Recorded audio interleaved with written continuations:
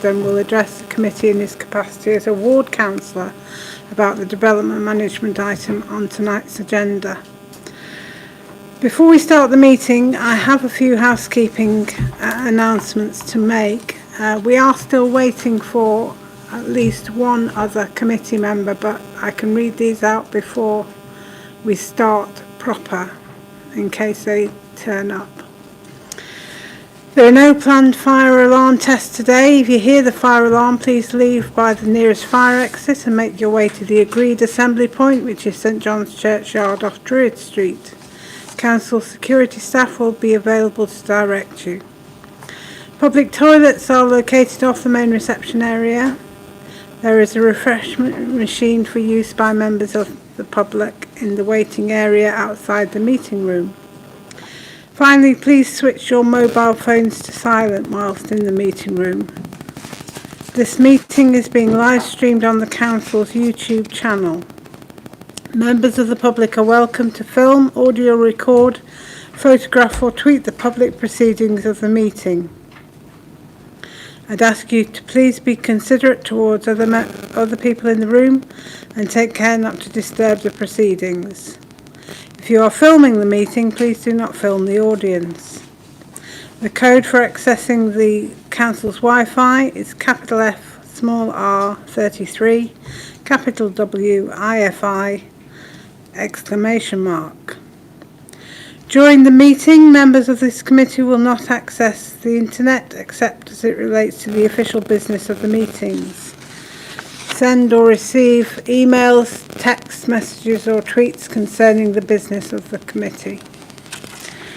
I would also like to remind speakers to use their microphone when speaking, as only the audio from the microphones is captured on the live stream, and not to place your mobile devices next to the microphone to avoid interference. Have we received any apologies for the meeting? Councillor Soames, the Chair, and Councillor Foster for lateness. Okay. Please, will the voting members of the committee indicate by raising their hands? Thank you.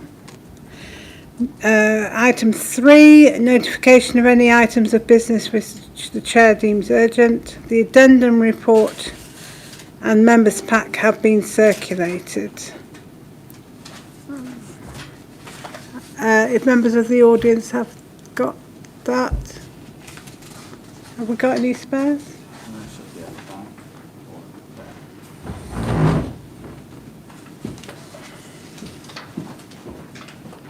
Okay.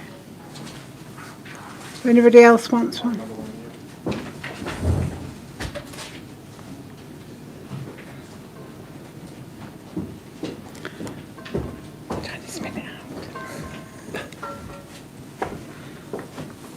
Okay.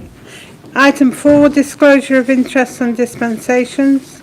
Does any member wish to declare any interest or dispensation in respect of any item or issue to be considered at this meeting? No.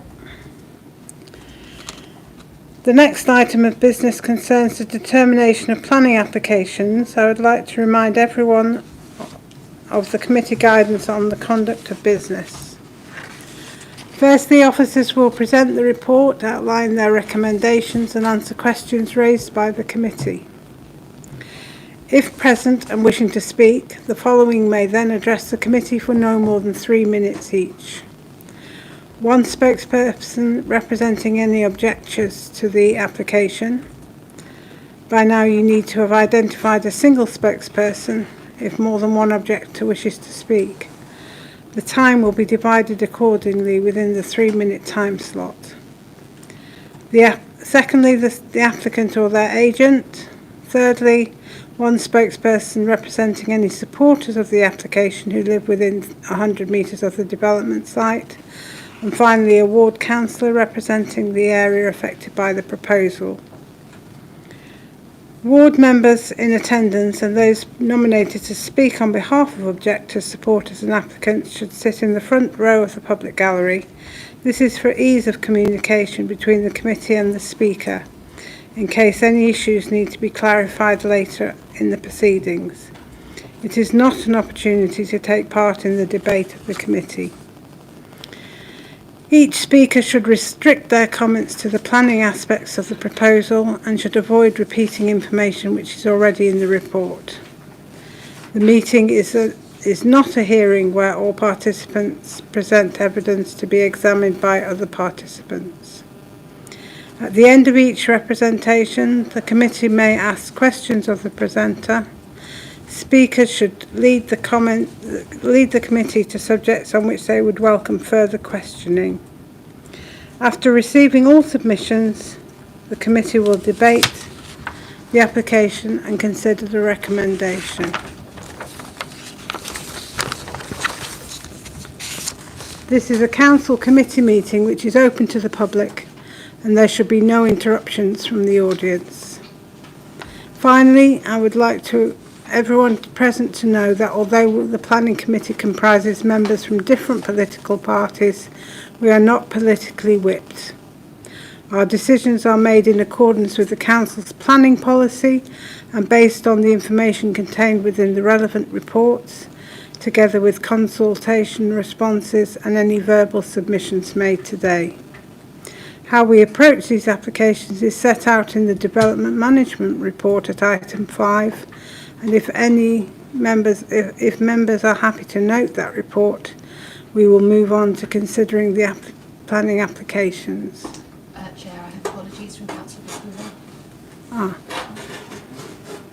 You got that, Gerald? Yeah. Thank you.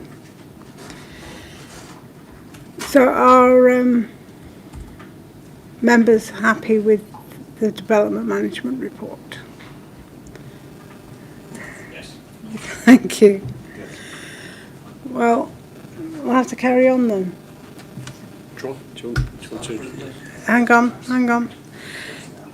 Item 5.1, 22/AP/1221, Tuston Estate land bounded by Manor Grove, Ilderton Road, Hillbeck Close, Old Kent Road, SE15. Pages 6 to 246 of the main agenda pack and pages 1 to 4 of the addendum report. Chair, just to make sure that you're aware that Councillor Foster, I understand, is late, but once the report starts to be presented, then he won't be able to vote on that item. I understand. He is on his way.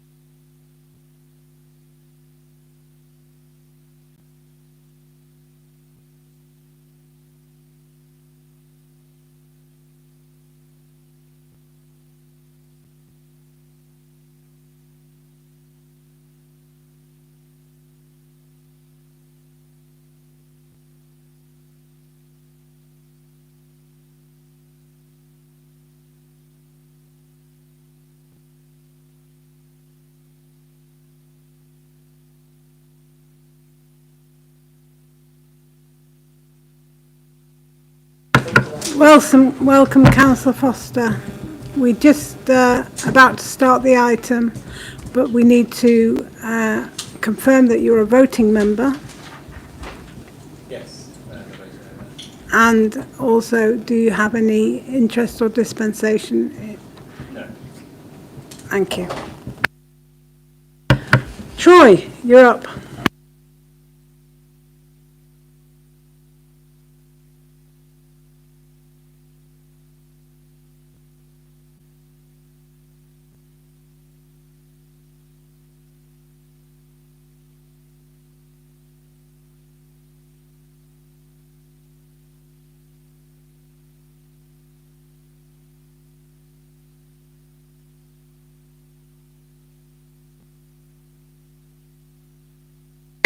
On this slide, we can see the site location plan. So here on the right, we have Ilderton Road to the east, bounded by Old Kent Road to the south, and to the west by Hillback Close and Sylvan Grove along here, and to the north by Manor Grove.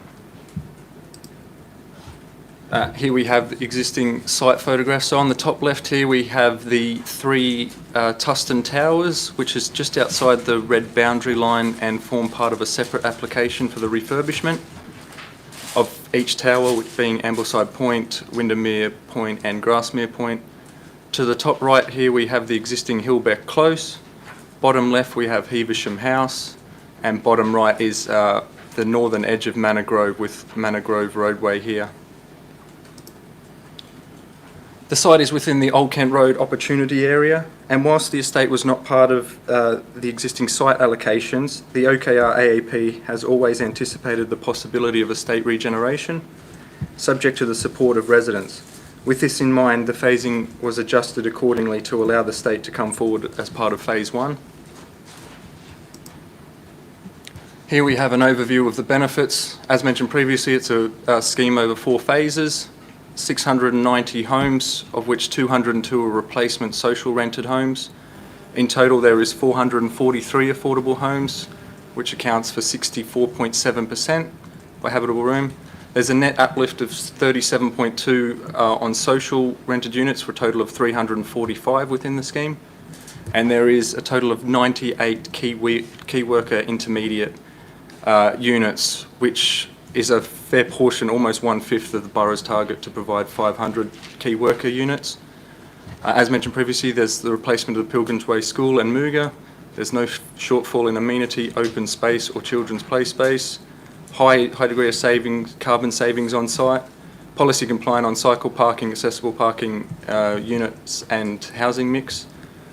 And 10% affordable workspace is to be secured at this reserve matter stage with most of the commercial space provided in Phase 4. This is the proposed site layout we have here. So we have building A, B, C, we work around to D, crosses E, 1, 2, 3, 4.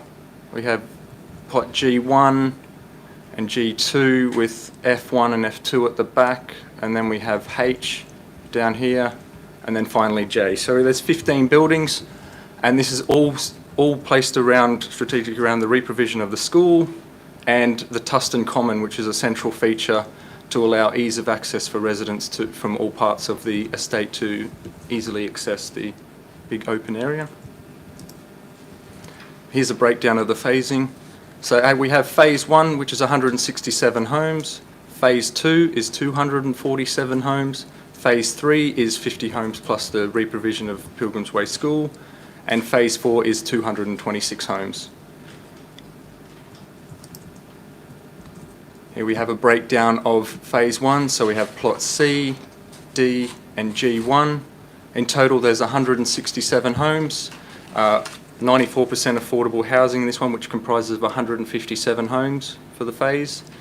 The plot C building accommodates the over 55s units, which in the addendum you do see a explanation on the 1.5 beds. Refurbishment of the Manor Groves home, which is in here, that's 18 of those. UGF score is 0.4 and policy compliant on cycle parking. Plot C is located on the western edge of the site in place of the existing Hillbeck Close block. To mitigate harm to the occupiers of 8 to 24 Sylvan Grove, just seen on the west there, the plot has been designed as a Part 5, Part 6 and Part 9 storey building. The materiality chosen for this building strongly resembles the existing appearance of Hillbeck Close, with light grey brown brick, dark brown brick and white glazed brick incorporated into the design. As you can see, the materiality palette here on the right.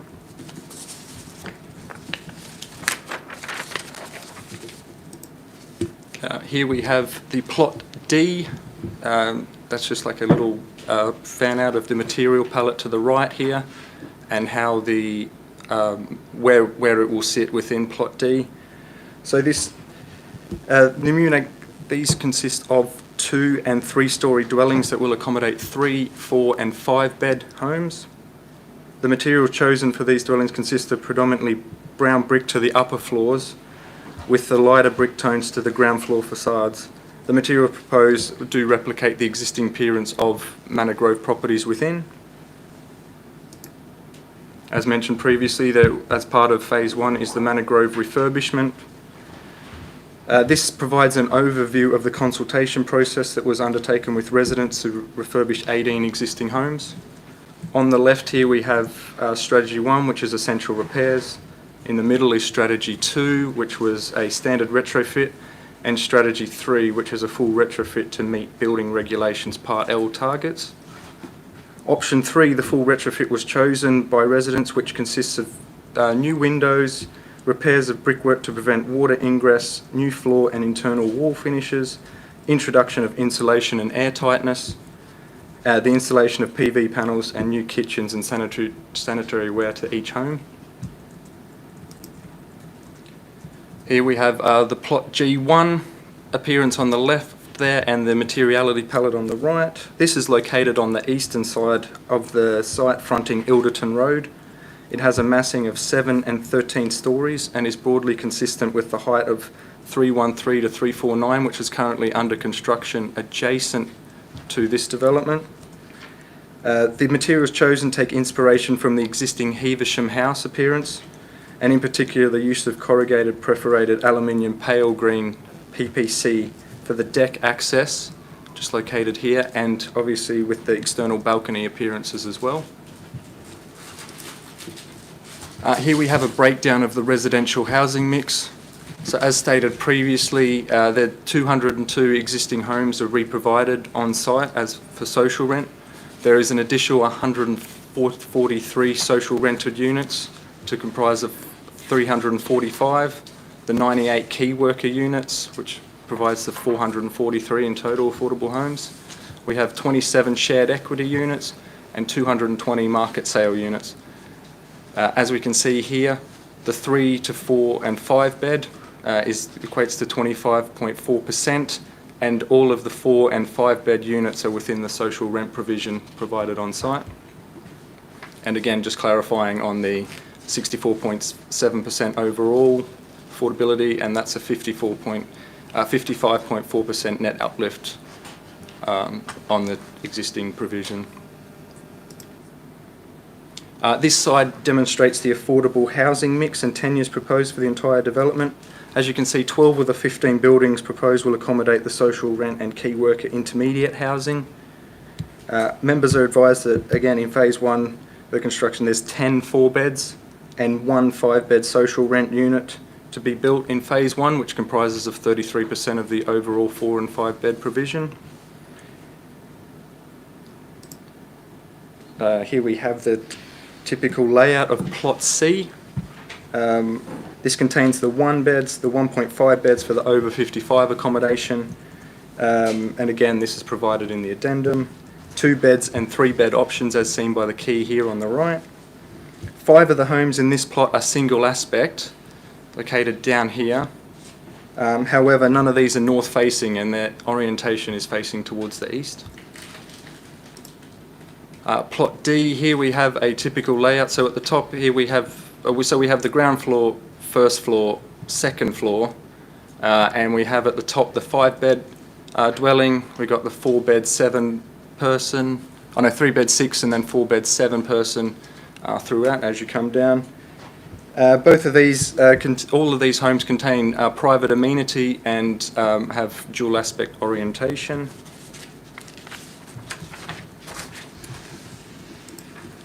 plot G1 here on the left is another typical upper floor layout of G1.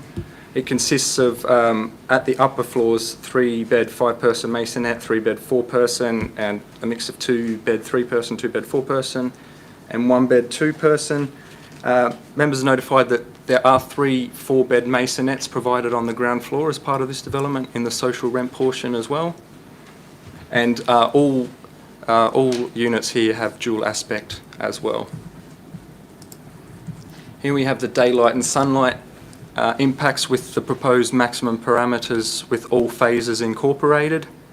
The design and massing of the plots has been carefully considered to minimise the impact of the amenity of neighbouring occupiers.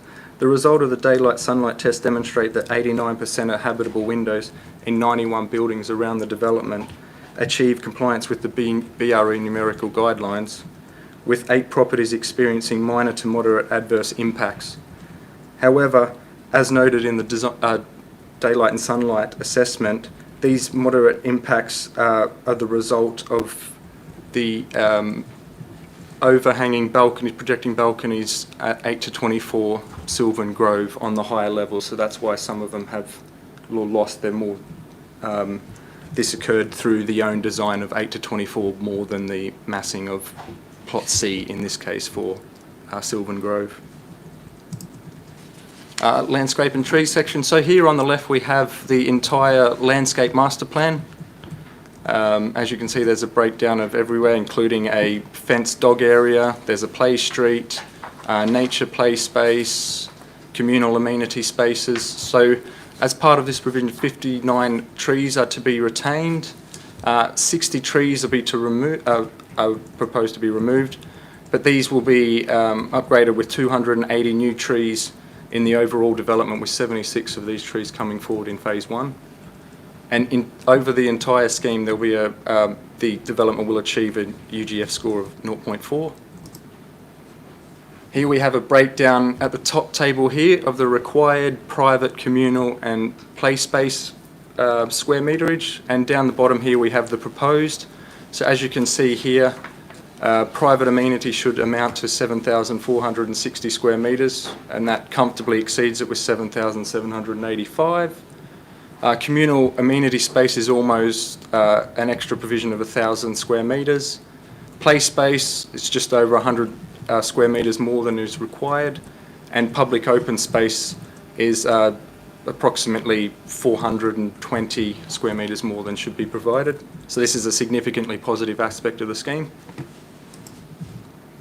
Here we have breakdown of public open spaces within the development.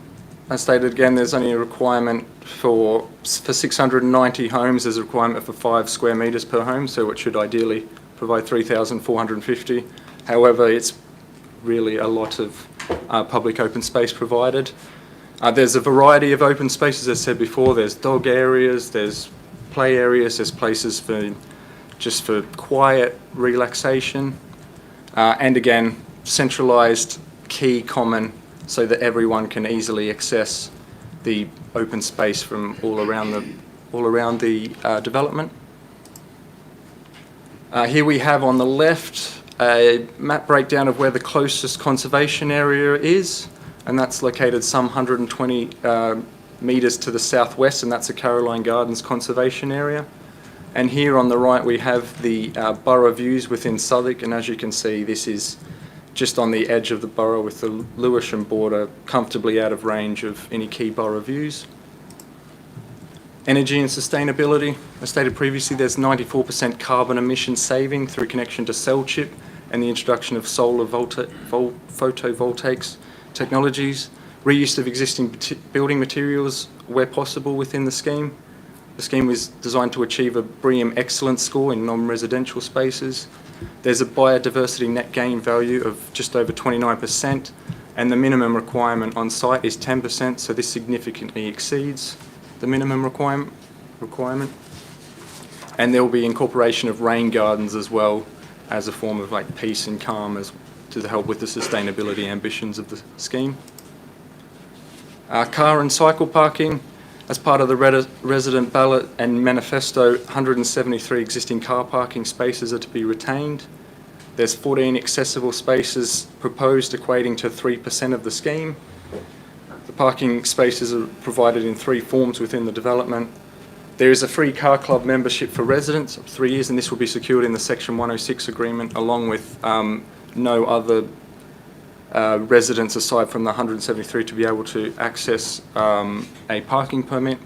There'll be 37 electric vehicle charging points, and there is 1,262 cycle parking spaces, which is compliant with Southwark and London Plan Standard, which significantly increases on the existing provision of barely 50 on site.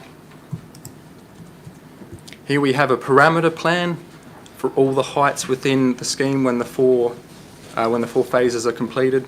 So here on the southwest corner we have the tallest building at 21 stories, which is broadly compliant with the heights of the 3 existing towers. In here along Ilderton Road we have the heights here that are broadly compliant with the development of 313, 349, which is currently on site, on construction. And up the back here we have a step down in scale towards the building E blocks, and then the retained and retrofitted Manor Grove plots with the new Manor Grove dwellings provided here and along here. Parameter plan for how the breakdown, so as we can see, predominantly residential with some commercial spaces to come forward in phase 2 at the bottom of building H, and at the bottom of building J and building A in phase 4. There's the podium parking mentioned previously as part of phase 4, and the re-provided Pilgrims Way School. Parameter plan for movement and access. As you can see here, there is a key consideration for primary pedestrian routes to take priority and cycleways to take priority as well, along with service access only routes to enable ease of access for servicing. As mentioned previously, this was strong resident and community engagement, which was started in May of 2019. The Tustin Community Association developed a resident manifesto from these discussions, where there was weekly meetings to enable input from residents, and there was a total of 307 of the 480 residents, equating to 64% of voters turned out to vote on the options that were put forth. Here we have a CGI view of what Plot C will look like. Coming down, this is the Hillbeck Close street here. We have a CGI view of Plot D, looking from Manor Grove. And here we have a CGI of Plot 1, again with a deck access just provided there. And a breakdown of the benefits of the scheme again. So as I've highlighted previously, it far exceeds minimum requirements on a lot of aspects. It's 162 of the 167 homes will be dual aspect in phase 1, tenure blind design, replacement of the school, high carbon emission savings, strong residential involvement, strong UGF score and sustainability, as well as uplift on existing commercial floor space and affordable workspace to be secured. Thank you. Thank you. Questions of clarification? I'll start off. What is a rain garden? I will allow the team to answer that one for you. Anybody else? Yeah. Councillor Leeming?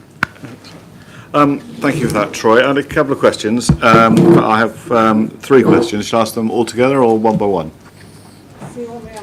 Well, the first question is purely out for interest. How long is the development going to take?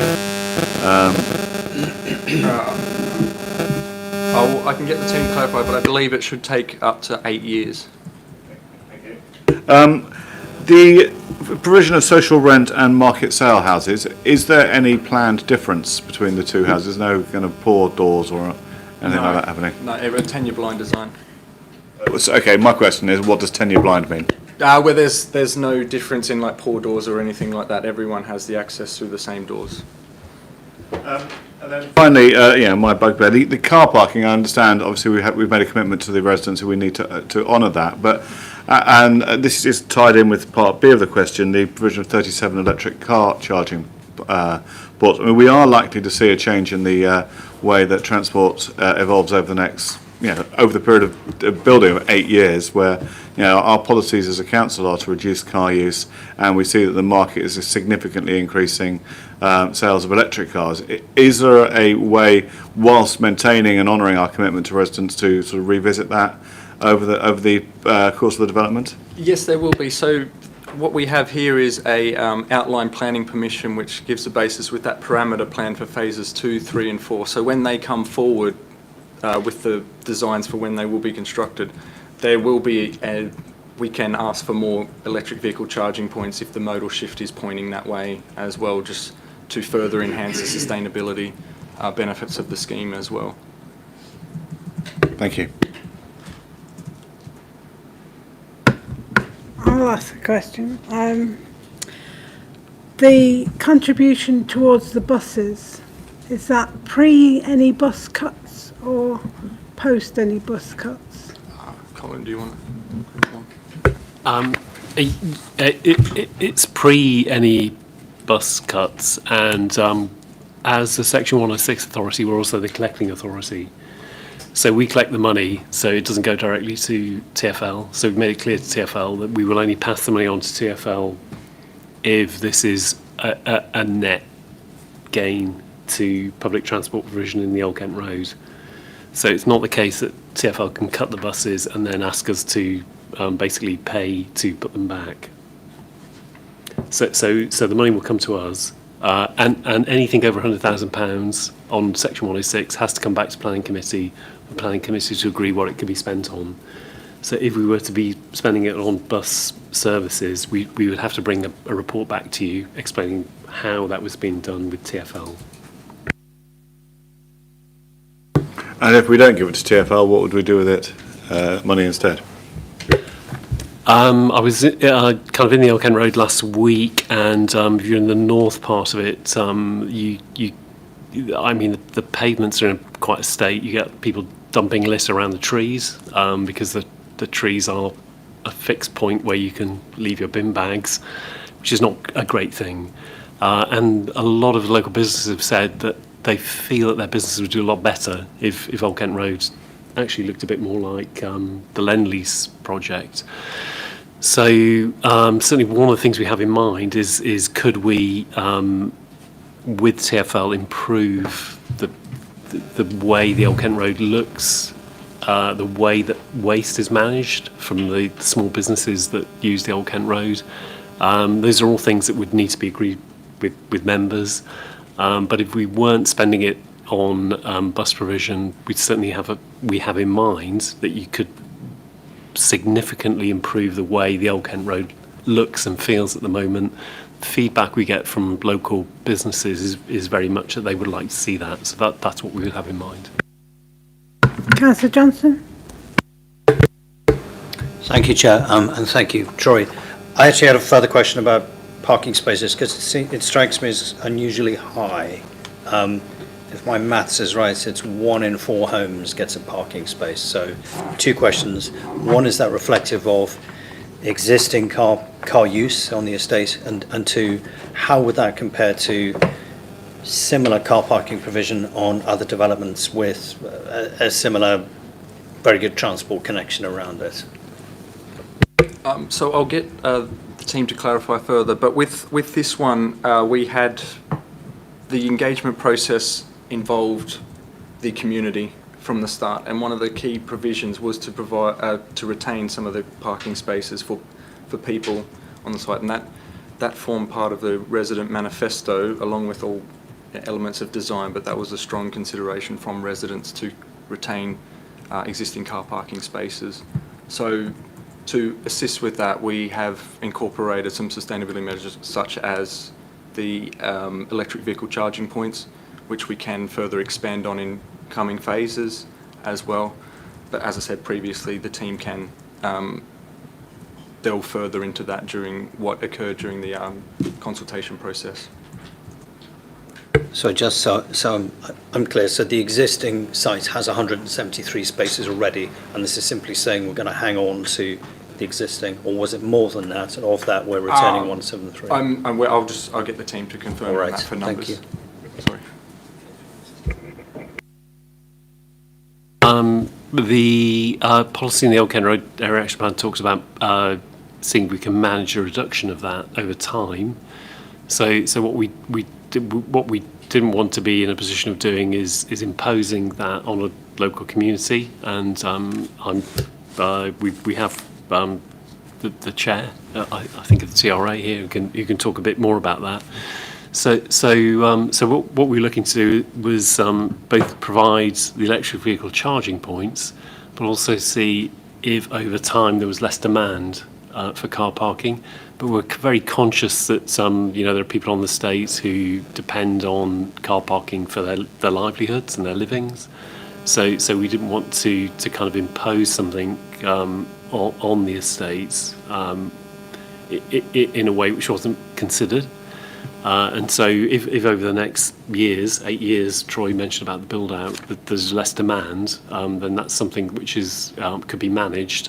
But in the first instance, we wanted to very much be kind of led by residents' views about parking and what they wanted from that parking kind of consideration settlement within this application.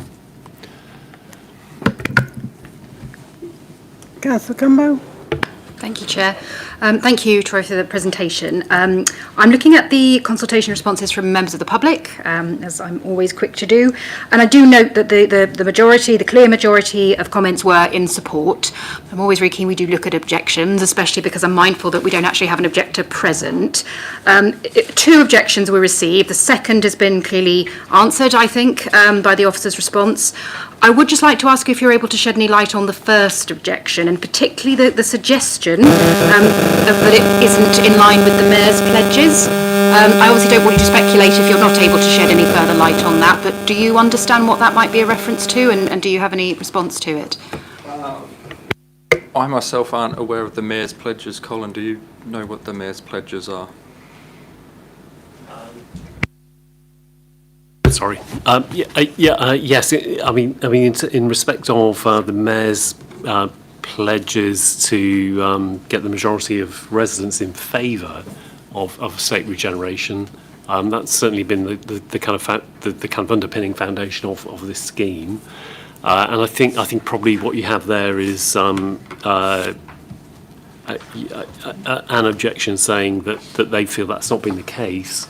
But certainly as officers, and the applicant's team will probably be able to lay this out as well, and also I think the chair of TRA view is the majority of people have supported the scheme.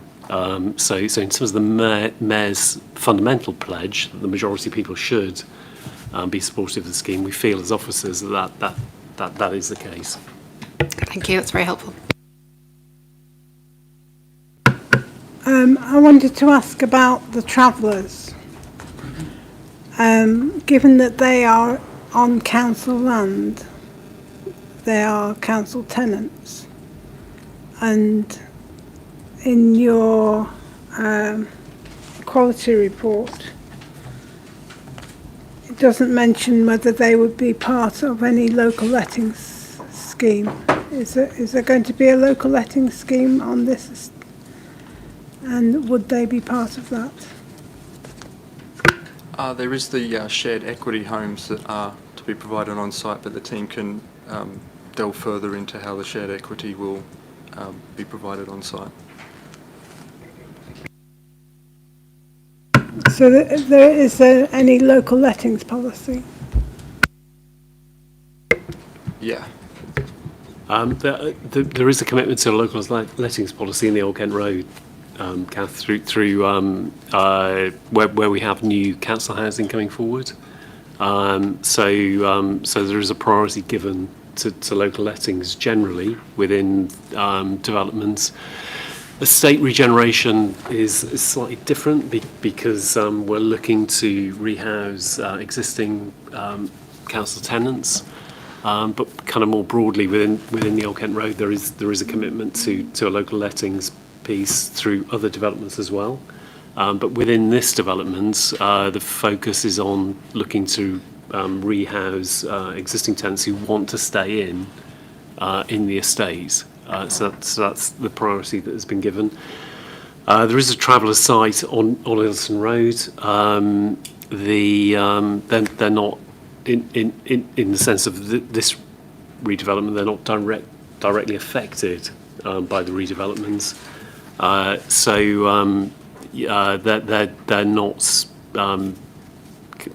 not kind of in that sense in the kind of list of priority existing tenants who are going to be displaced by demolition and redevelopments who are being prioritised.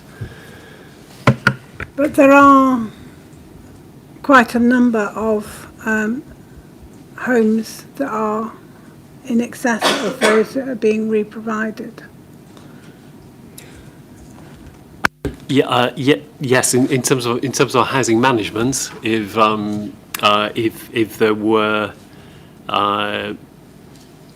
individuals from the local travellers community who wanted to be rehoused in the new affordable social housing that's been created, that's certainly a consideration I think that we would have as a housing authority about somewhere where they would figure in that in a local lettings policy, because they are local residents within the postcodes. But as Troy said, I mean, the applicant team, our housing team, might want to say something about that.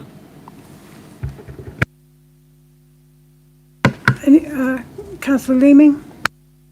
Yeah, I was delighted to read the section on children's play on pages 82 to 84. I note that paragraph 255 talks about imaginative play options, and the word imagination appears again in 256. I'm just wondering, were any children involved in the design of the play systems? Have children actually been consulted?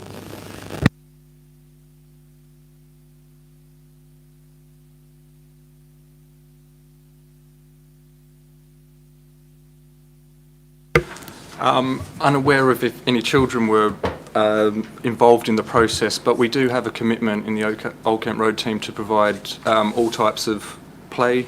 So we want kind of sand and tap play, as well as holistic imaginative play, where there's whole options where kids just don't have the same generic playground to go to each time. There's something different, there's something they're able to connect with each time they go out and play. And it just keeps their minds running, basically.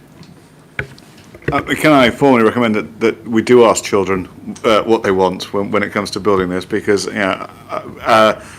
by accident I went to a conference on children's play about 4 years ago, and it was one of the most mind-blowing things I've ever been to. And if we cast our mind back, children do see the world in a completely different way to the way we see it. I think they need to be able to design their own space.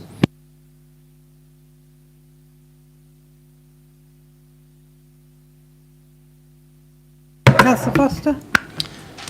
What's the difference in cost between the existing social rent and the proposed social rent? Shall I come back on that? Yeah. Probably one best directed at the applicants, just to clarify that point. Okay, let's move on, seeing as we've got some questions that the applicants would be best placed to answer. Before that, I need to ask if there's an objector in the room who wishes to speak. No. So could we have the applicant or their agent come forward, please?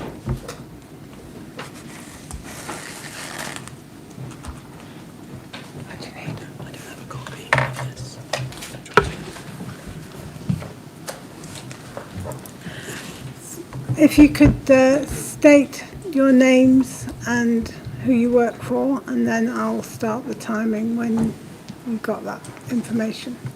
Thank you, Chair. My name's Matthew Robinson. I'm an Associate Director at HH Consulting, and we're the planning advisors for the Council on this project. I'm Neil Kirby, Head of Regeneration at the Council. Okay, when you're ready, you have 3 minutes. Thank you, Chair. I won't spend too long speaking. I was going to say because it's too hot, but it's actually quite chilly in here. but I'm not complaining. However, I would like to say just a few key things. Firstly, it's been an absolute pleasure working with your officers on this project. They're a very talented bunch and they care about what they do. They've worked really hard on this project to deliver what is a highly commendable project, and it's one that I'm privileged to have been a part of. Secondly, it's a scheme that has genuinely been designed from the ground up, with residents involved every step of the way. It's underpinned by a successful residents' ballot, which gives the council a clear mandate for the estate's comprehensive improvement. And thirdly, it's a fantastic scheme. It's predominantly affordable housing, with half the new homes being social rent. It provides family homes, including 4 and 5 bed properties, as well as specialist housing for elderly residents. It'll have a new and improved primary school, brilliant public open spaces, new trees, and energy efficient homes that will achieve near to net zero emission reductions on site, helping the environment, which, as we can see today, is getting hotter, but it's also helping to keep the living costs of residents down as well. Just to pick up on a couple of the points that were raised in questions before. Rain gardens, I'm no expert, but I believe as well as providing a nice to look at and tranquil space, they also provide quite a fundamental sustainable urban drainage role and will allow for close to greenfield runoffs to be achieved on the site. In terms of parking, it's worth referencing that if over time parking demand does reduce, those spaces will be turned into extra open space on site, and 20% of them will be electric, which is policy compliant. In terms of children being involved, yes, there was co-design workshops throughout the consultation process where teenagers and children were involved and came in and were involved not just in the open space but in the design of the properties as well. And I think anything to do with social rent and housing, I'll pass over to Neil to answer, if that's all right. Thank you. So just very, very briefly, so 2 points I picked up. One, in terms of local letting policy, there will be a local letting policy specifically for Tustin. We've developed one already for some new homes created as part of the major works. So the priority will be people being rehoused as part of the scheme, and then looking at the wider need on the estate and the wider housing need, and then from there going into the wider housing list. So that's how the ranking would work. And I think the other question about rent levels, there is a difference in rent levels between the existing council rent and the new council homes. Clearly they are brand new homes with low energy costs within them. It's around about £20 a week is the current working, and that's based upon the rents for Sylvan Grove, which is literally around the corner. That's your 3 minutes, but you were answering questions anyway, so it doesn't matter. Can I ask you how key workers will be identified? What we are looking to do, Chair, through following the manifesto commitments, is work with a large employer to identify what their most serious need is, probably a health employer, and we're having those discussions at the moment about how that's going to work in practice. It's probably the largest key worker accommodation within the borough currently. It's be about 98 homes. So we're looking to work ideally with one of the local hospitals to identify those workers and design the accommodation accordingly. Will any of the original tenants be in that cohort? I think probably coincidentally there will be people who work at the local hospitals. That's a discussion we need to have as the scheme develops. The key work accommodation comes in the later phases. I think there's some potentially in phase 2 and some in phase 4. So as part of that detailed discussion, that's an area we need to develop further. So potentially if there are people living on the estate who want to move into that accommodation, we can look at doing that. But ultimately those people can move into a brand new council home anyway. So it's what advantages would be to them of living in a key worker accommodation. Councillor Roberts? Hi. Troy said that the new properties will be tenure blind, but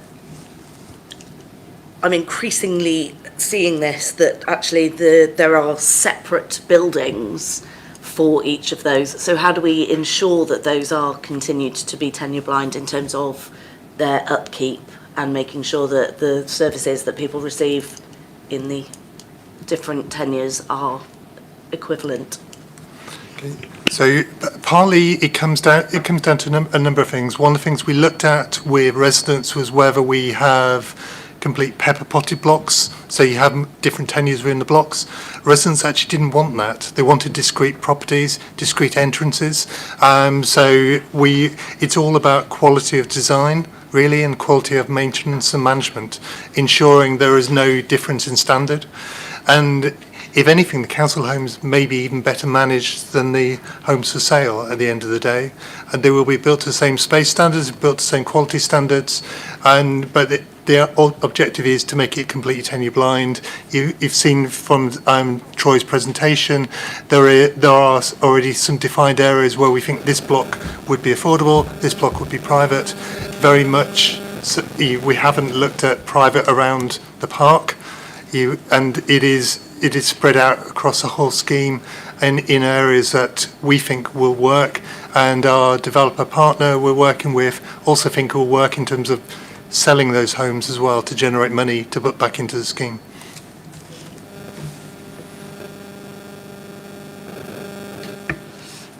Apologies if this was addressed already, but how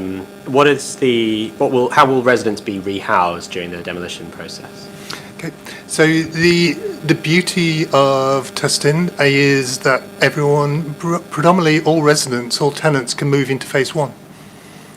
So we have a block which is known as Hillbeck and Allswater, where block C currently is proposed. So it's right on the edge where Troy's cursor currently is. That is currently people are moving from there at the moment, predominantly into new homes already created on the major works on the scheme, or into voids elsewhere in the estate. And we have negotiated with all the leaseholders who live there. They've all agreed prices, that's all fine. So everyone's moving from there. After that is demolished, new homes will be built. Once those new homes are built, 160 odd tenants from the estate can move into them. So that's predominantly everyone who's affected by the scheme. So within phase one, most people are rehoused. Those who aren't rehoused can move to phase two. There are some later phases, but predominantly most people are moving straight in. So nobody, unless they want to, is moving off the estate. Everyone can be rehoused within the scheme into a new council home. Any other questions from anyone? Have we got any legacy questions that haven't been answered? No. Okay, thank you very much for your presentation. Thank you. Can I ask Andrew to come forward?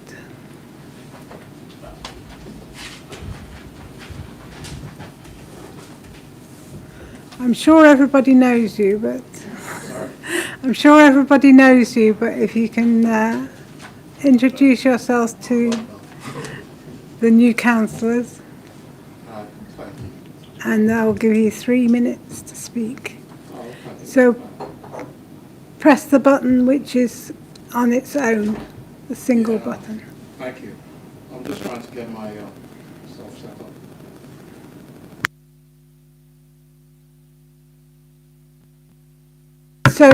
So state your name and who you represent first, and then I'll give you 3 minutes.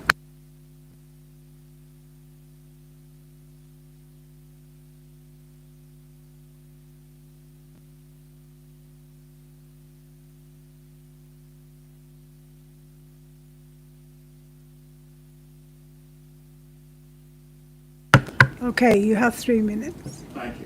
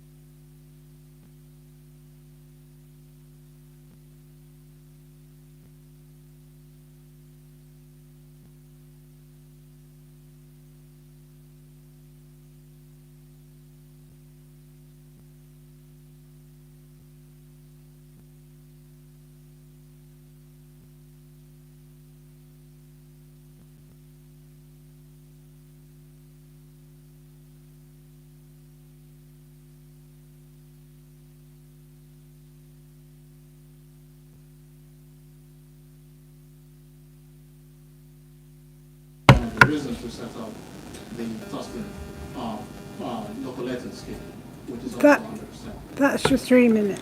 Thank you. Councillor Leeming? Ask you to continue. About the children? If you have noticed everything, if you have anything more to say, please feel free to. You sure you want to do that? All right, okay. Thank you. Thank you very much. Sorry, I was just like... So the overall general sentiment on the Tustin, it's just supportive of the proposal despite the testing period of the pandemic, the lockdowns. We are very grateful to the various Southwark Council officers from regeneration, planning, Tustin, Ledbury team. I think one of them is here today. So the Housing and Modernization Department, I can't forget those, and the external partners, meaning all the architects and those we've worked with in the past. So finally, a huge thanks to all our local MP.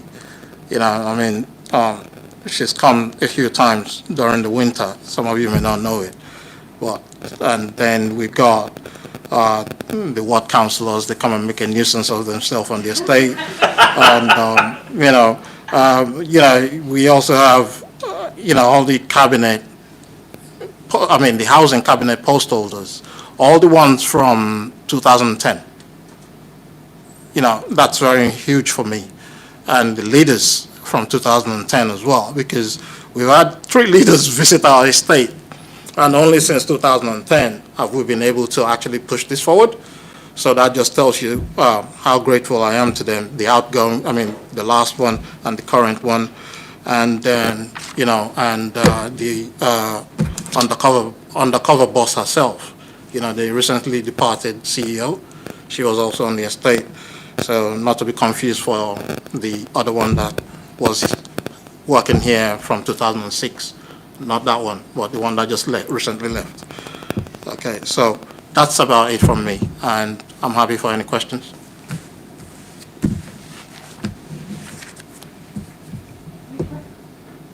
Any questions from members? Councillor Foster? I was wondering if you could talk a little bit about the residents' engagement process. There was a figure in the presentation earlier that 64% of residents voted in the end, and I just wondered if you could speak a little bit about the efforts to contact them and with the difficulties that you encountered, perhaps getting greater involvement or anything like that. Yeah, that was quite an interesting time, and it was also a very testing time for some of us on the estate, because there were dissenters who were going around putting out false information, scaremongering, and things of the like. During the first pandemic lockdown, we had to go around and rally a lot of the residents around, because they were putting out huge posters, saying, especially from a particular group on the estate. So one of the things we made sure was from the get-go, the first question I asked all the committee members is, what do you want? So that set the tone. So we went around the room and we got and locked down, collated all the information everybody said they wanted and they needed, and that formed the manifesto that everybody's talking about. Additionally, so they also tried to use the manifesto against us, claiming that it wasn't legally binding. So that's why when we're talking about the parking earlier on, it's very, very important for people to understand that that manifesto is now legally binding. It was declared legally binding in an open whole estate resident meeting by the then, I think it's still the current post holder for strategic housing and modernization, and the current leader of the council. So they were both present at the time in that. So because we had to make sure that we did not lead people, raise their hopes unnecessarily, So, and that followed on from, actually piecing things together and changing people's sentiments to stick with the program and the process throughout the long run. It's an ongoing process. It's not going to stop, because you always have to manage people's expectations. Today I was being told Somebody was saying, oh, well, that 3-bedroom with 3 bathrooms, can I get it now? And I'm saying, yeah, just get registered and come down to the drop-in. Things like that. So it's never going to stop, because people they like what they see. And we've already trialed this as well. So when somebody was asking about this city or,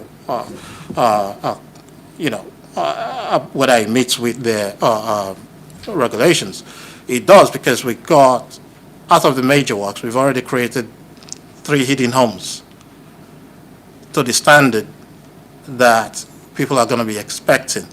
And now that is informing people's opinions in what to expect in the quality, So there's a lot in that, I'm not doing enough justice to it, but truthfully, I'm quite proud of what we've got. It's not been easy. But as for that 64%, I think Kirby was just being too conservative there. Personally, I think it's more like 80%, but we have to give people a chance, innit? So, yeah. Any other questions from members? Councillor Johnson. Thank you. You mentioned that there was a time, at least, when it sounded like some residents were very concerned, and it seems like those concerns have dropped away, perhaps. I wonder if you could talk a little bit about what were those initial concerns that people had raised about the development. Thank you. So one of the first concerns was that they were putting out wrong information about compulsory purchase orders at the very beginning. We haven't even got to developing the options yet, and people were going around putting out false information. And so it was by a particular group, and I diplomatically addressed the situation, as you would expect.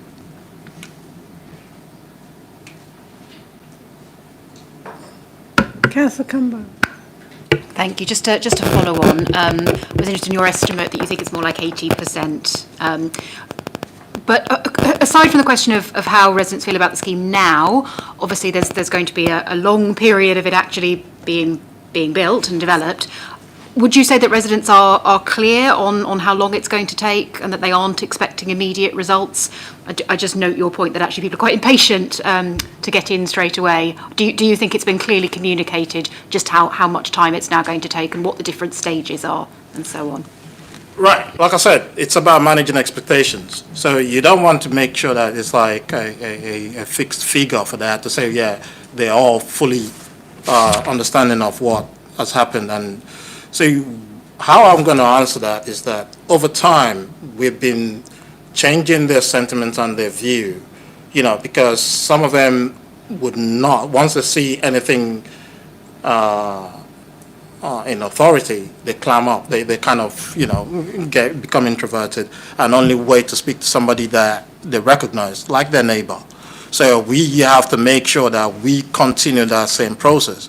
What's been very, very impressive and I've been quite proud of was to see the change from after the second or third lockdown was lifted, that people just transitioned from this thing where they were unsure about whether it was ever going to happen to, oh yeah, it's happening now. So when can I get into band 1? Am I entitled to whatever? So everybody's bought into that now. Even when we developed option 5, so one of the agitators said to me, he's a freeholder, and he was the main instigator, and he said to me, if I can get a 4-bed from my current 3-bed, then I will say yes to everything. And I told him where the highest point in the building in the estate was. So I mean, but now that same person is now realized that this is actually of huge benefit to all the tenures on the estate, especially the freeholders. However, whatever, whichever way they were looking at it at the beginning. So what we were able to do was demonstrate through the consultation process through the development of the options through to the voting stage. And you can now see the result that residents are now motivated to make sure that, everybody is singing from the same hymn sheet. To buttress that, recently, a reporter started going around door knocking. So the reporter started door knocking, looking for something to, dredge up. But he rang me later on and said, "What did you do? Everybody's just singing, praises of this whole program." I went, "It's got nothing to do with me. It's the newfound water pressure that we get." I just left it at that.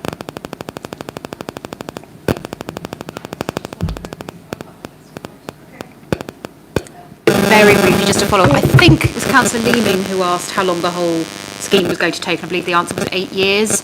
I'd just be interested if you think residents understand that. Yeah, they do. The main thing is this. All right, one of the things that we've introduced into the discussion, we subtly introduced it. We just started drip feeding people. It's about the increase in cost of living. So that's going to have an impact on, cost of materials, cost of this, that. We've also been monitoring one of Colin's pet projects on the Old Kent Road, because we've heard that through the grapevine that there might be changes in material and things like that, and because of whatever is happening in Europe. So we've been making sure that at each resident project meeting and the our TCA committee meetings, we've been asking questions like, is this thing viable? I don't want to hear 8 years down the line that you're having challenges. Could you show me how this is going to be delivered? And Link City or Boeing they are telling us right at this point in time that yes, they can deliver that. So if it overlaps or if it overshoots, then obviously we'll know before that time. So, but you never know; they might surprise us all. Thank you very much, Andrew. If you can just turn your microphone off. And we'll now move to Ward Councillor.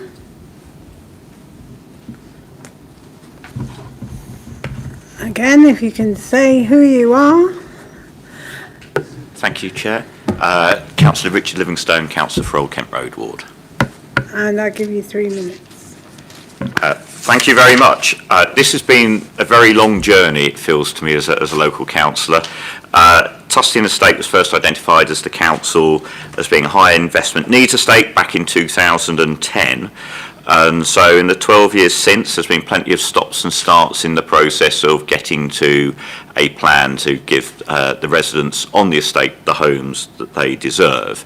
And it is worth saying quite how poor some of the homes are at the moment. I mean, in particular, the temporary accommodation block, Oldswater, I think, is an embarrassment and a shame to the council if you ever look at the conditions there that people currently have to live in.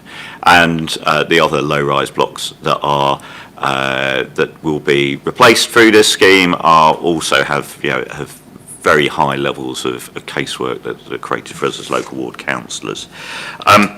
But that long journey has at least brought us to a place where I think we have a process for estate regeneration, which has become, I think, the ideal for how these schemes ought to go ahead. And I think there's certainly been a lot of lessons learned from regeneration in the past about how to get this right. I mean, you've heard about the process actually being very much, when we did get to a point where the development of low-rise parts of the estate could go forward, has been very much resident-led. It has been that manifesto that the residents put together, and I'd certainly want to commend the work of the Tenants Association in doing that, which has steered the project. It has been doing those things that was identified by Councillor Foster in his question of having a scheme where not only are the people being moved into far better homes they live at the moment, but they're only going to have to make one move and stay on the estate and keep the community together. So some of those things where we've had in past regeneration schemes where people have got better homes but have perhaps been scattered far and wide or have never wanted to return to the estate, we're going to avoid that here. So I think that's certainly something that's worth saying. We've mentioned the ballots, but there have actually been 2 ballots. So there was an initial ballot around the options. So people were on the estate were given 5 different options about what to pursue. And the option that's come forward has been the one that was favoured by most people. There was a more radical solution that was proposed, which I think was what generated some of the opposition that was there initially. But I think actually what's been come forward with has been a good compromise for the estate. And I think as well, we've in terms of that question that you asked about the second ballot about agreeing the regeneration, I did have a quick look at the figures whilst we were talking. So it is a 64% turnout on the estate as a whole, but actually in the low-rise blocks, so the blocks that are directly affected, it was 73%, and there was an 87% vote in favour of what's being proposed, to give you some context as politicians, as I know we all like to know how people vote.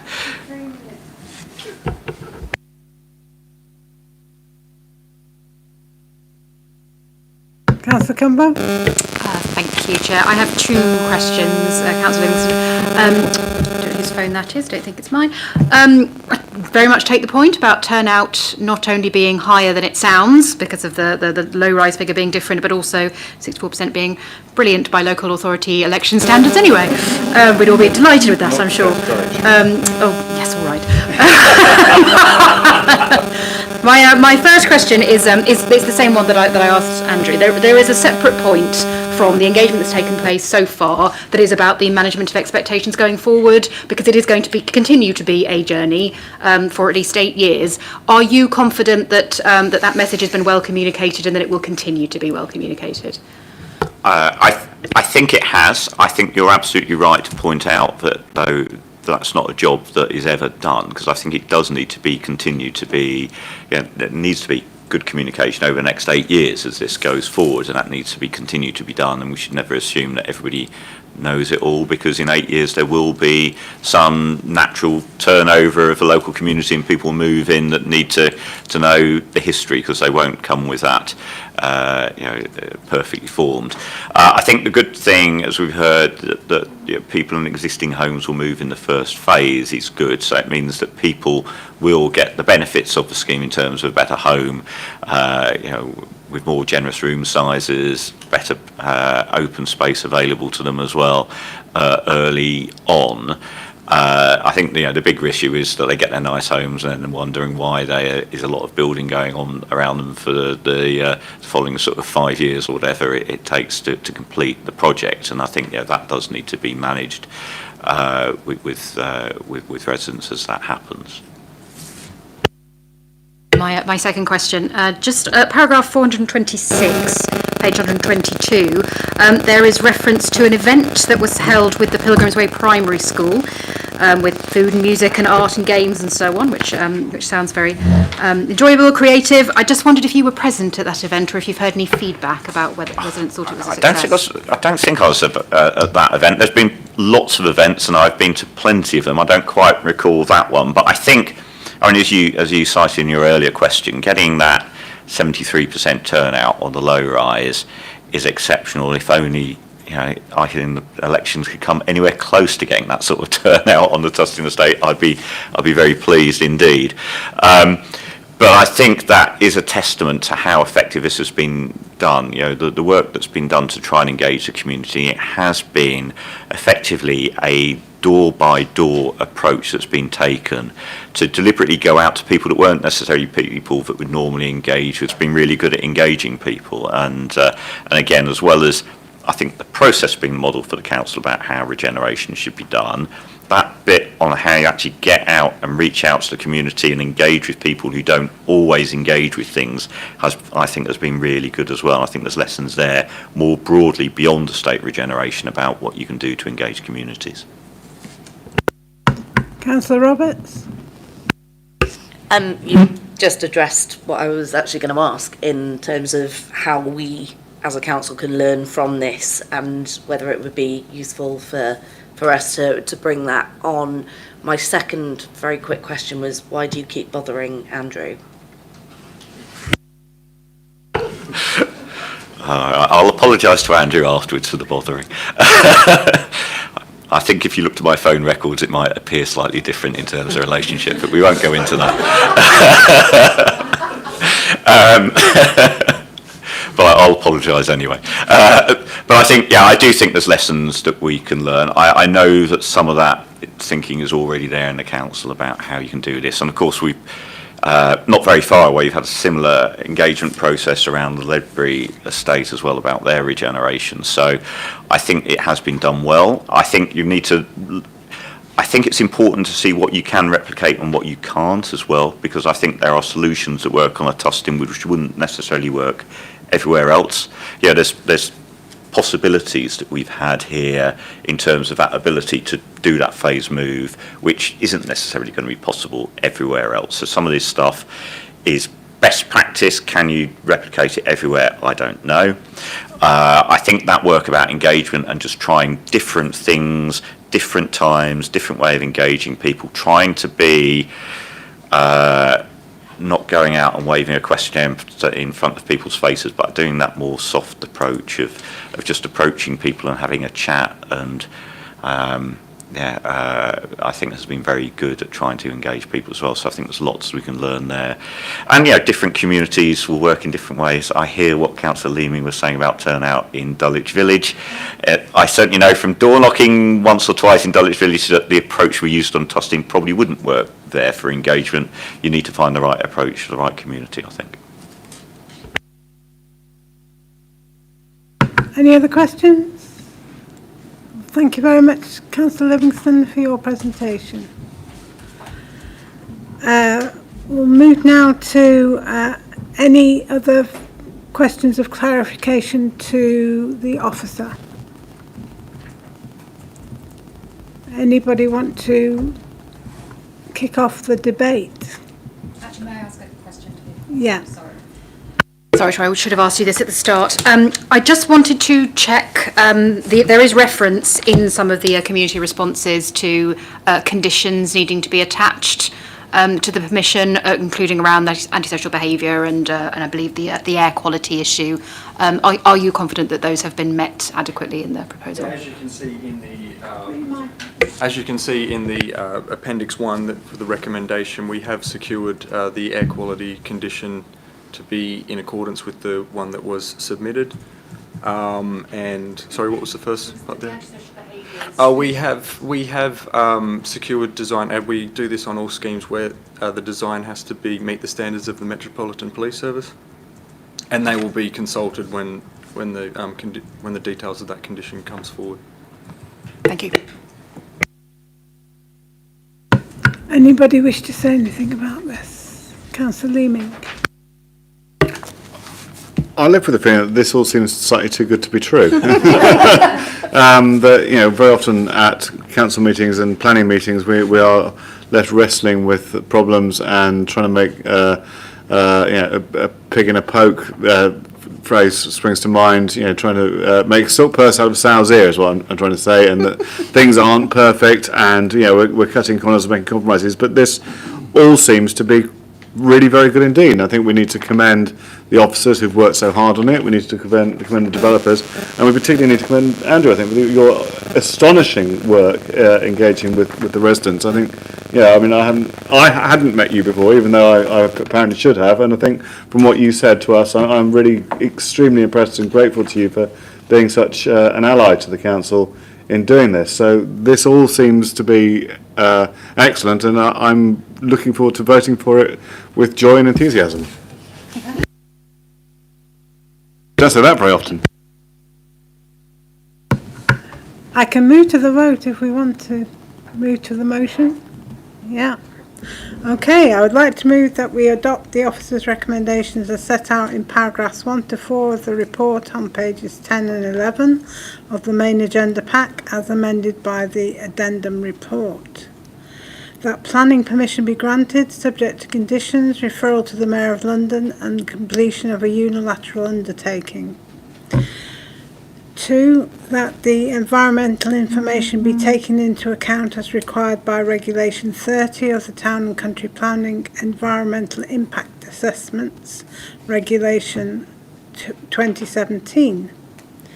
3, that following issue of the decision, it be confirmed that the Director of Planning shall place a statement on the statutory register pursuant to Regulation 30 of the Town and Country Planning Environmental Impact Assessments Regulation, and that for the purpose of Regulation 30 brackets 1 brackets D, the main reasons and considerations on which the local planning authority's decision is based shall be set out in the report. 4, in the event that the requirement of brackets 1 are not met by the 1st of December 2022, that the Director of Planning and Growth be authorised to refuse planning permission, if appropriate, for the reasons set out in paragraph 418 of the report. Does any member of the committee wish to second this? Councillor Leeming, thank you very much. Before the committee proceeds to the vote, any member of the committee may speak on the motion or propose an amendment. No? So we will move to the vote. I will call on the voting members of this committee by name and ask them to confirm whether they vote in favour or against this motion or wish to abstain. Councillor Ellie Cumbo, for, against or abstain? For, Chair. Councillor Nick Johnson, for, against or abstain? For, Chair. Councillor Richard Leeming? For, Chair. Councillor Bethan Roberts? For, Chair. Councillor Sam Foster? For. And I'm Councillor Kath Whittam and I vote for the motion. So the motion is carried unanimously. And that concludes the business of this planning committee. Thank you all very much for your attendance, and I hope you don't get too warm on the way home. Thank you, Chair.